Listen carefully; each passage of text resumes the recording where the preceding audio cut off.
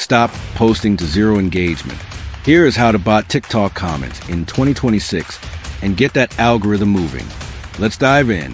First, head over to Naizop.com using the link in the description below. Don't waste time with long forms. Just hit login and use your Google account to jump straight into the dashboard. Next, you got to fuel the account. Hit deposit. You can use your card, crypto, or whatever works for you. It's instant and secure, so you're ready to go in seconds. Now go to new order. In the search bar, type TikTok comments.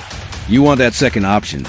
It's only $3.50 for 1,000 comments. That's basically nothing for the amount of social proof you're getting. Grab your TikTok post link and paste it right here. We're testing this with 10 comments for now. Type that in, smash order now, and let the bot do the heavy lifting. Here's how it went and the comments got in. I refreshed the page, and look at that. They're flooding in exactly as promised. From zero to a conversation in minutes. Ready to boost your game?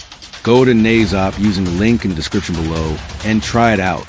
It's the easiest way to get that initial momentum. Like, subscribe, and I'll see you in the next one.